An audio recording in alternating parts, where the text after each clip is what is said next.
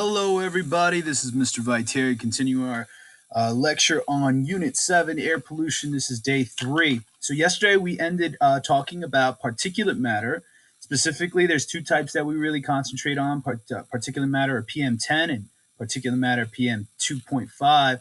The 2.5 refers to the micrometer size. And so the ones that are very important to us because they're so small and they could get lodged in the lungs is going to be asbestos.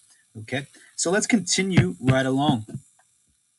Now, we've talked about ozone so much, and I want to continue talking about ozone. And this is natural ozone formation. Remember how I was telling you that a index card would be a great thing to do in regards to this chapter, because there's a lot of like little formulas and chemical reactions that you need to know. Now, rule of thumb for the APES exam, if you don't know the exact chemical formula, you could write the words. For instance, if you didn't know water is H2O, you could write water. You could write sulfur oxides plus water makes sulfuric acid. You could write those words out, okay? Or sulfur dioxide plus H2O or water equals, and you didn't know H2SO4 is sulfuric acid, you could write the word sulfuric acid. Anyway, let's talk about the natural formation of ozone. And once again, ozone is in the stratosphere. So we have troposphere, stratosphere, mesosphere, thermosphere, or ionosphere. The two most important ones are the troposphere and stratosphere. When we're talking about stratospheric ozone, that's the good ozone. That's the ozone that we like, okay, because it protects us from UVB radiation. Remember, there's UVA, UVB, UVC. Once again, I'm reviewing some past comments or topics, so these things should start becoming familiar with, like it's not the first time you've heard it. So if this is the first time you've heard it, oh my gosh, we got to start making sure that we're studying, watching those College Board review videos, and definitely you could rewatch the AP Daily videos as well. Anyway, the ozone in the stratosphere protects us. The ozone in the troposphere is hazardous to our human health. Well, let's look at how does that form. And here's a great formula here. I would learn how to write it. I would learn how to just basically envision it in our head and being able to write this formula out. Okay, so O2, regular oxygen made by photosynthesis, this UV light, as it goes higher up into the atmosphere, the UV radiations get stronger. It's going to break O2 into O and O. That O is going to meet an O2 molecule, and they'll form regular O3. Beautiful. Now, as it even gets higher up in the atmosphere, more UV radiation could actually break it, and then we'll break it back into here. And so we have actually a stable layer of stratospheric ozone forming and disforming all the time. So if you wanted to write formation, we'd write this one. Now, this is like dissociation, but I don't want you to, this is probably not important. When we talk about this occurring or the breakdown of ozone, we're really talking about CFCs. And that was another unit that we covered before. If you don't remember how CFCs break down ozone, it's that chlorine molecule. It has a high affinity of grabbing one of those O molecules off of O3, making ClO and back into O2. It then releases that oxygen and then binds to another ozone, making ozone into regular oxygen. Okay, I know I'm going fast, but maybe you can pause this, rewind it, and continue. Let's go. So tropospheric ozone, bad. Stratospheric ozone, really, really good. So what are some technologies that we can use that can clean air? Okay, so what can we do? And specifically in industry right now, we could use something called a wet scrubber. Okay, I want you to think of it like this. If there's like smoke, black, soot, smoke, like imagine you're making a fire and you're just throwing whatever in there. You're throwing paint cans in there, you're throwing furniture in there, you're throwing plastic. This is going to create like some toxic fumes, and they're typically darker in color. They could be green in color, red in color, whatever color you want. Now imagine spraying water, okay, at the smoke. The water is going to basically wash the smoke. Any like particulate matter that is carrying particulate toxins or anything like that is going to now form with the water, and the water is going to dissolve it, and then the water will fall back down. This is the technology of the wet scrubber. The wet scrubber is going to spray water at fumes, and then that dirty water is going to be pushed into perhaps a way to clean that. So a wastewater treatment center or something like that. Okay, so this is a wet scrubber. Particularly, it's used to remove sulfur oxides to reduce acid deposition. Okay, so at coal burning power plants, you're going to see this. You're going to see this. You could see this at any power plants, but particularly coal, because coal is going to have the most sulfur content in regards to petroleum products or natural gas. All right. So here is a wet scrubber. That's one type of technology. We're going to go through about 3 or 4. So let's make sure that we understand, well, how can we clean air? And specifically in industry, you can use wet scrubbers. Let's continue. All right. There's another device called an electrostatic precipitator. That's a tough word to say. Electrostatic precipitator. Okay. So what they're going to do is that they're going to be positively charged, and they're going. It's like a vacuum. It's going to suck air in, and then these typically the bad things in the air, if you will, are going to be positively charged or negatively charged, and they're going to be attracted and stay towards these little metal things that are carrying this positive charge. And so this is called an electrostatic precipitator. Okay. They sell these even on the TV. And so you could have these in your house, and they say, oh, the ion freeze, I think it's called. And it sucks in air. We have 2 in our house. And when you look to clean the filter, it's just like a fan that sucks in air. It has like metal on it. And then you just wipe the metal down. It's containing all the dust particles and all the contaminants that might be in that room. So this is an electrostatic precipitator. I got to tell you,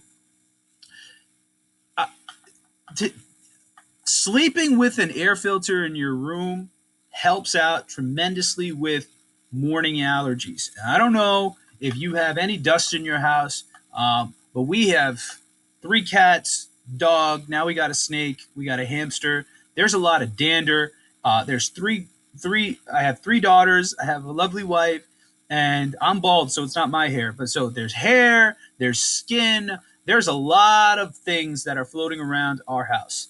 And so this is what pretty much dust is. Dander, it's skin, it's going to be boogers, it's going to be anything that's going to be floating in the air that falls off your body. And I am shedding skin all the time. Particularly when I came back from the Dominican Republic, I was peeling all over the place. So anyhow, where was I going with this? Oh, sleeping with an air filter. When you wake up in the morning and you got that you know what I'm talking about, that all that gook in your nose, what's happening is that you basically have been inhaling all those air contaminants, all right, particulate matter, dust particles, bacteria, mold, fungi, whatever you have in your air, and your beautiful nostrils and the nose hairs that you have are preventing them from going into your respiratory system. So sometimes it wakes you up. You can't breathe, right? You got to open your mouth and stuff like that. I remember when we got our baby, our first baby, we started sleeping with an air filter in the room when the baby was in the room. Anyhow, it's like night and day. You sleep with an air filter in your room, night and day. Some of you may not need this. You have forced air. We have forced air too, and we put a filter that too, a air filter there. Like a screen filter. So when it sucks in air, all the contaminants get stuck in the air. But having one personally in your room helps out a lot. Now, the only reason why I might be a little apprehensive about getting one of these is a story that a teacher here was telling me, that she has really bad allergies. And she said that when she was growing up, her family basically installed so many air filters in her house, so her air was necessarily really, really clean. But anytime she would get exposed to something, dander, pollen, hair, dust, then all of a sudden her allergies would wake up. So I don't, there's a double-edged sword. Can you build a resistance towards these contaminants? Is the resistance important enough so when you do get some of it, you're not, eyes dripping and all over the place? That's something. But anyhow, an experiment if you want to purchase an air filter. It doesn't have to be a very expensive air filter. And maybe one that you could reuse and wash instead of replacing the filter cartridges. I know the filter cartridges are HEPA, and technically, they have been shown studies that they prevent more contaminants and so on and so forth. But an air filter is an air filter. You could get an electrostatic precipitator in your room too. It's a cool experiment. Maybe you try it. Anyhow, that's number 2 in the technology that we have. So far, we have a wet scrubber. It sprays water. Now we have an electrostatic precipitator, which uses a fan and attracts negative ions that are floating in the atmosphere, floating in the air, and it's going to then adhere to the metal that's in that air filter, and they're going to basically make your air cleaner. Okay, let's continue. What's another technology? A smokestack. Now, you've probably seen this if you've driven down to Elizabeth, New Jersey, or Newark, New Jersey. There's some smokestacks in Seawarren where I launched the boat. I don't know if it's very active, or it might be active just part of the day. A smokestack is going to be a place to release exhaust. This exhaust should be clean. There should be a wet scrubber inside that power plant. And I like the fact that the smoke is white. Typically, if the smoke is white, then you know you're not necessarily burning a fuel. That's a pretty cool piece of information right there. And I'm not talking about apes, I'm just talking about life. If you're buying a car or a truck or a boat or anything, and it has like a black smoke, you're probably burning oil, and that's not necessarily a good thing. White smoke, a good thing. No smoke, the best thing. But anyhow, if you are going to have some type of fumes or exhaust, you want that white smoke. This mostly should be water vapor that's coming out. Everything else, if the technologies are working effectively, should be preventing the carbon monoxide, the carbon monoxide from coming out. Carbon dioxide is probably coming out. This is probably carbon dioxide and H2O mostly. The sulfur should be getting trapped by the wet scrubbers. Of course, these things don't work at 100%, and that's why we still have pollution. However, there is innovation that changes the technology, that makes them more efficient, to make them better at what they're doing. However, if you're a business owner, you got to think about the investment. What is your business plan? Are you going to stay in business 10, 20, 30 more years? Am I going to make my money back by purchasing this new product that's going to make the air cleaner?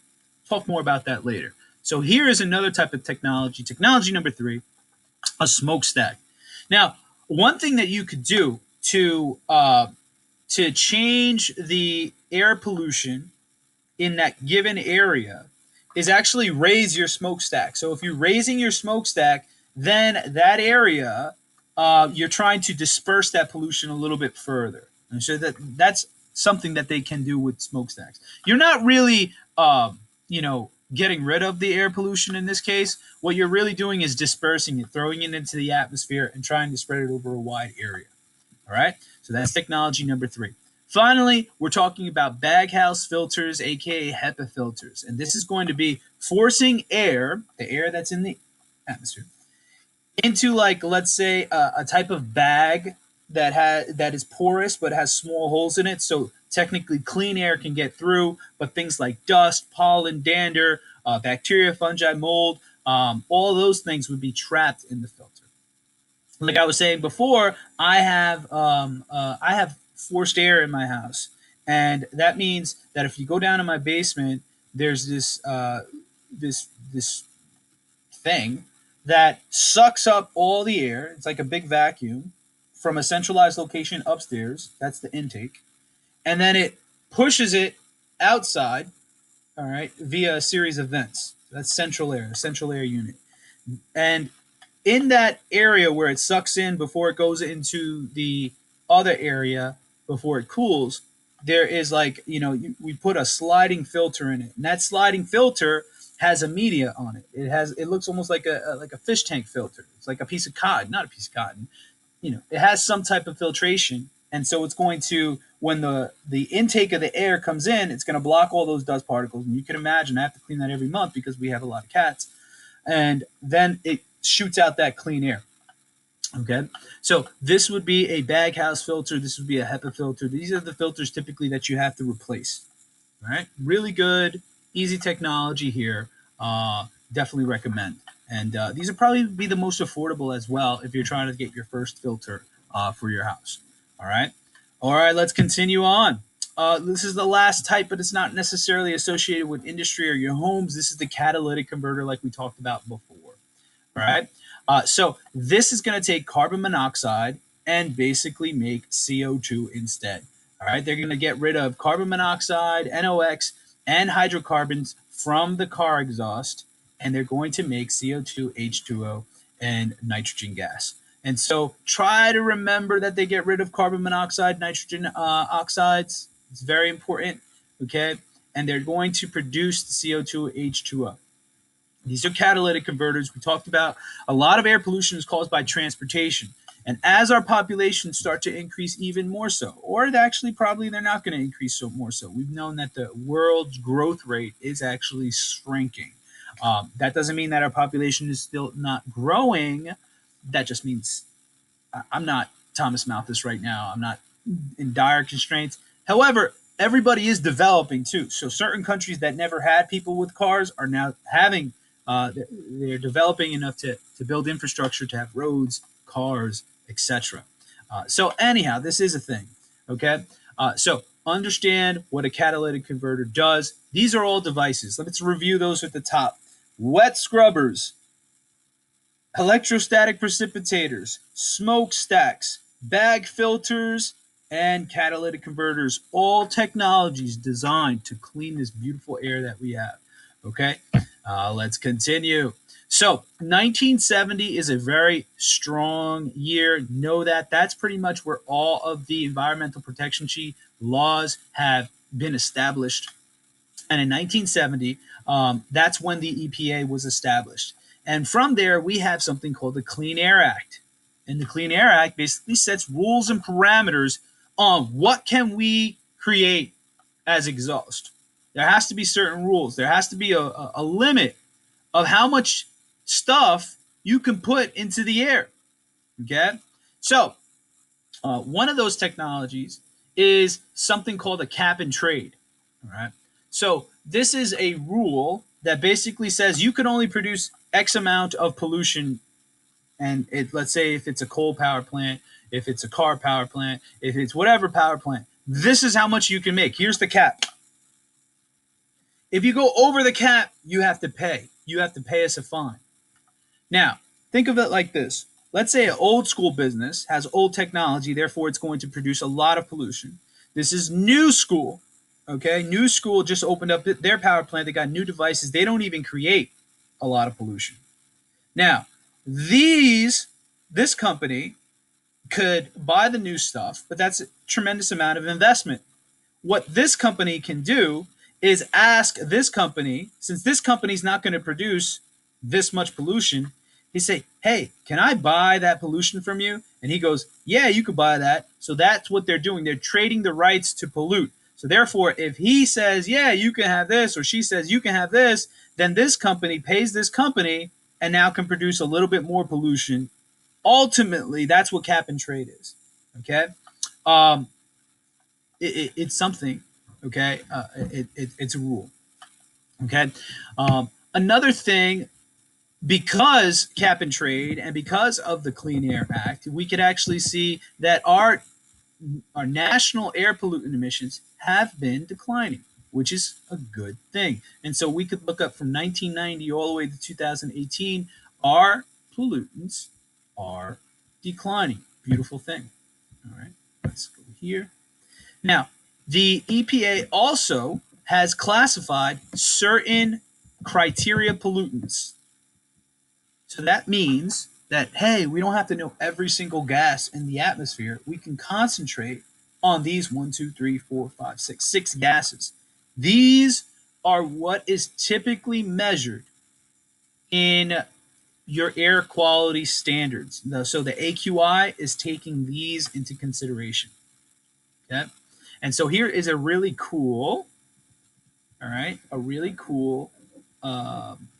it's actually giving us some data, all right, of things. And so here we say from 1979 to 1997, look, 0.12 parts per million, that switches to 84 parts per billion, significantly less than what they were doing back in 1979. Not bad, okay? And if we start to look at here, we have from 1997, 2008, 75, now 70. That's pretty good, okay? That is pretty good. And let's look at here. We look at particulate matter, it looks like we actually had a jump. Okay, we had a jump that increased. Okay, but then we had a decrease. Okay, all right. And SO2, what happened here? We had an increase, or this is an annual, this is 24 hours. And then here we have parts per billion, so this was a decrease as well. And CO2, and NO2, and so on and so forth. So we are headed in the right direction. All right. So let's try to remember those carbon oxides, which would be carbon monoxide and carbon dioxide. Sulfur oxides, typically SO2 is what we're worried about. Nitrogen oxides, NO and NO2. Particulate matter like dust and asbestos and pollen. Lead, which is a neurotoxin. All right. And tropospheric ozone. Okay. We talked about tropospheric ozone. We haven't talked a lot about lead. Okay. So lead, surprisingly, is also like an element. And not only sulfur can be in dirty coal, lignite, but some lead could also be in coal. And also in smelting. During smelting and you're melting rock, some of that lead can combust and now turn into the gaseous phase. And if it's in the air and we inhale it, then that's going to be a bad thing. All right? So understand that these are the criteria pollutants. I would definitely probably write a list so you could know them. All right. Let's continue. Finally, we're at indoor air pollutants, and I think I'm going to stop on this slide. Tomorrow we'll continue more on them because I think it's very, very important. But a rule of thumb is that indoor air is always of poorer quality in comparison to outdoor air. Now, I know you could say if there's like a bunch of trucks outside and then, inside and you had your windows up, in that case, yeah, inside would be cleaner. But in most cases, outdoors is going to be much cleaner than indoors. And so common indoor air pollutants are going to be asbestos, like we talked about before, mold, bacteria, VOCs, all right, something called radon, and carbon monoxide. So we'll continue this lecture tomorrow. You were an excellent class. Ask me any questions you want, particularly on the homework. Bye now.